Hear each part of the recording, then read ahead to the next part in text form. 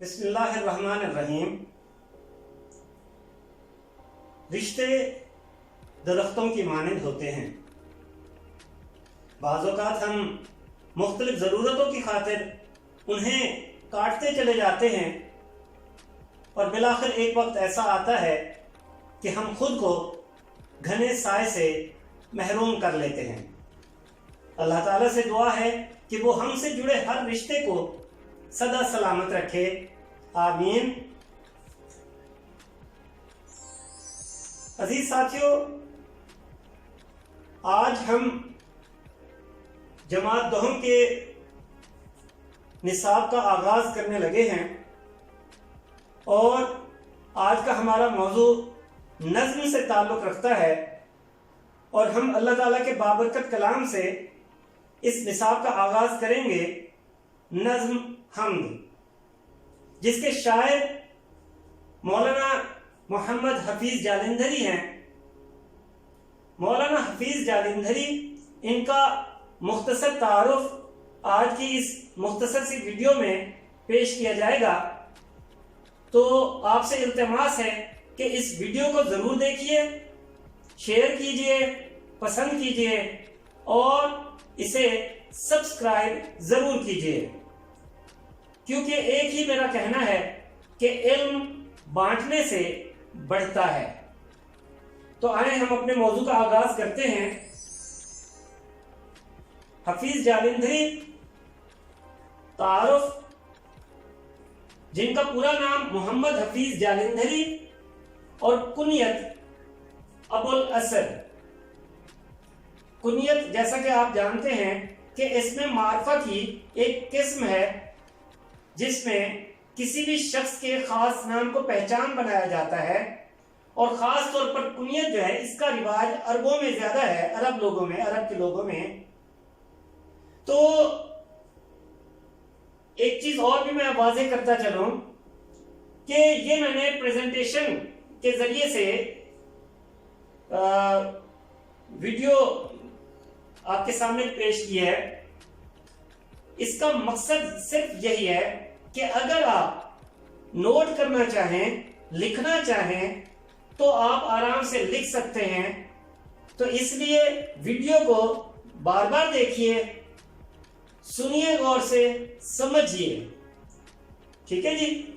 तो मोहम्मद हफीज जालिंधरी, जिनकी कुनियत अबुल असद, मौलाना हफीज जालिंधरी हिंदुस्तान के शहर जालिंधर में पैदा हुए और इस वजह से ये जालिंधरी कहलाए। तो हफीज जालिंधरी सिफत निस्बती है, वो नाम जो किसी शहर से निस्बत की बिना पर पहचाना जाए। तो हफीज जालिंधरी 14 जनवरी 1900 में पैदा हुए, सन 1900 में। कहां पैदा हुए? जालिंधर में। और ये जालिंधर कहां वाक़ है? हिंदुस्तान में। तो आजादी के वक्त 1947 में मौलाना हफीज जालिंधरी पाकिस्तान तशरीफ ले आए थे और लाहौर में उन्होंने क़याम किया था। तालीमी काबिलियत की अगर हम बात करें तो मौलाना हफीज जालिंधरी ने बाकायदा तौर पर कोई तालीमी असनाद हासिल नहीं किए, कोई किताबें बाकायदा तौर पर नहीं पढ़ी, कोई तालीम बाकायदा हासिल नहीं की। वजह सिर्फ यही बताई जाती है कि उनके खानदानी, उनके घरेलू हालात जो थे वो कुछ अच्छे नहीं थे। गुर्बत की वजह से वो बाकायदा तालीम जारी ना रख सके, मगर फिर भी उन्होंने इस कमी को अपनी तरफ से खुद से पढ़कर पूरा किया। और हम देखते हैं कि मौलाना हफीज जालिंधरी ने आगे चलकर बहुत बड़ा नाम और बहुत बड़ा मकाम हासिल किया। मौलाना हफीज जालिंधरी शायर भी थे, अफसाना निगार भी थे, नज़्म निगार और गजल गो शायर थे। तो शायरी में उन्होंने फारसी के बहुत मशहूर नामवर शायर मौलाना गुलाम कादिर बिलग्रामी की शागिर्दी इख्तियार की। मौलाना गुलाम कादिर बिलग्रामी से वो इस्लाह लेते रहे शायरी में और अपनी मुसलसल रियाजत और मश्क से इन्होंने जल्द ही नामवर और मशहूर शोरा में उनकी फहरिस्त में अपना एक मकाम और जगह बना ली। तो मौलाना हफीज जालिंधरी मुख्तलिफ ओहदों पर भी फाइज रहे, सरकारी ओहदे थे इनके पास। तो पाक फौज में डायरेक्टर जनरल रहे इसके साथ साथ सदर पाकिस्तान के चीफ एडवाइजर और राइटर्स गिल्ड के डायरेक्टर के मनसब पर भी फाइज रहे। तो हम ये देखते हैं कि मौलाना हफीज जालंधरी सिर्फ शायर ही नहीं थे, बल्कि सरकारी ओहदों पर भी और बड़े बड़े ओहदों पर भी ये फाइज रहे। तो मौलाना हफीज जालंधरी की जो शोहरत की वजूहात हैं वो 3-4 हैं। उनको हम नुमाया कामों के तौर पर हम देख लेते हैं कि जैसे इन्होंने शाहनामा इस्लाम एक तख्लीक, एक तहरीर उनकी है, किताब है शाहनामा इस्लाम, जो 4 जिल्दों में है। ये एक मशहूर मसनवी है, जिस तरह मौलाना रूम की मसनवी है जो बहुत शोहर आफाक है, बहुत मशहूर किताब है। तो बिल्कुल इसी तरह शाहनामा इस्लाम जो 4 जिल्दों में ये शाये हुई और इसके जरिए से उन्होंने इस्लामी रिवायात और कौमी और मिली शान और शिकोह का अहया किया, यानी शान शौकत को दोबारा से जिंदा कर दिया मुसलमानों की, इस नज्म के जरिए, इस मसनवी के जरिए। और इस पर, इस किताब पर, शाहनामा इस्लाम, इस तख्लीक पर उन्हें यह खिताब भी दिया गया फिरदौसी इस्लाम। फिरदौसी इस्लाम का उन्हें खिताब दिया गया, ये नाम दिया गया। और इससे भी जाहिर होता है कि शाहनामा इस्लाम एक ऐसी तख्लीक है जो पढ़ने से ताल्लुक रखती है। ये उर्दू की कौमी, मिली और रज़मिया यानी जंग से जो ताल्लुक रखे, रज़मिया शायरी से ये ताल्लुक रखती है और उसमें बहुत उम्दा इजाफे के तौर पर जानी जाती है।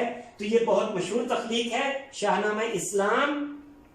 अगर उनका कोई काम दूसरा ना भी होता तो शाहनामा इस्लाम के हवाले से ये कहा जाता है कि ये एक ऐसी तख्लीक है जिसने उन्हें बहुत शोहरत अता की। तो कौमी तराना एक और वजह शोहरत, पाकिस्तान का कौमी तराना इन्होंने तख्लीक किया। और ये भी बात बड़ी यानी हमारे इससे ताल्लुक रखने वाली है कि सबसे पहले पाकिस्तान के कौमी तराने की धुन तख्लीक की गई और धुन तख्लीक करने वाले मशहूर मौसीकार अहमद जी छागला हैं।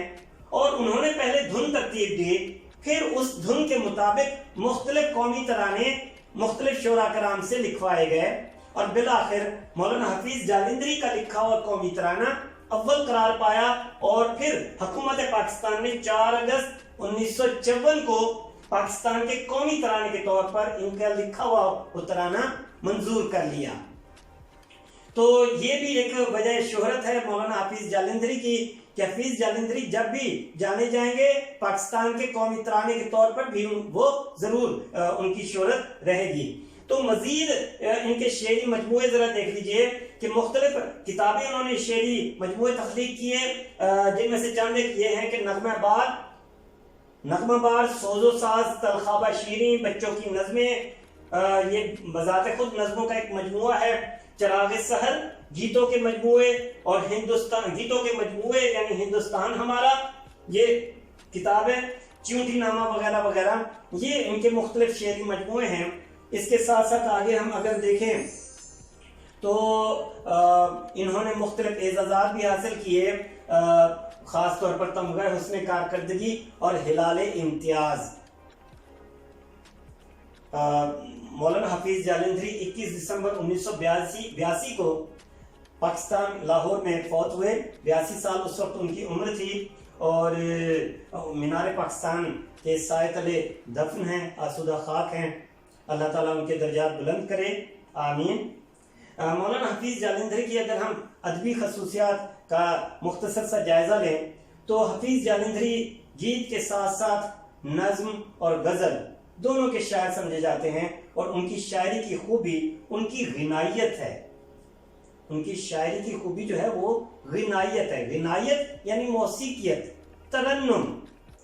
जो मौसीकी, जो शायरी के अंदर तरन्नुम पाया जाता है, मौसीकियत पाई जाती है, ये सबसे बड़ी खूबी समझी जाती है उनकी शायरी की। वो खुद भी मुतरन्नम थे, बड़े अच्छे अंदाज में अपनी गजलें नज़में पढ़ा करते थे, मुतरन्नम थे। इसलिए उन्होंने ऐसी लफ्जियात का इंतखाब किया जो गिनायत यानी मौसीकियत के पैकर पर पूरा उतरते हैं। लफ्ज भी ऐसे तख्लीक किए कि जिसमें मौसीकियत पाई जाती है। और उनकी एक मशहूर नज्म या उनका मशहूर गीत जो है वो है अभी तो मैं जवान हूँ, जिसे मलका पुखराज ने गाया था और इस गीत को, इस नज्म को बहुत शोहरत मिली थी।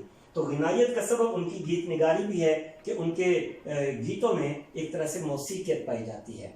तो ये मौलाना हाफिज जालंधरी का एक मुख्तसर सा तारुफ था और मुझे उम्मीद है कि आपने इस तारुफ को ज़रूर समझ लिया होगा।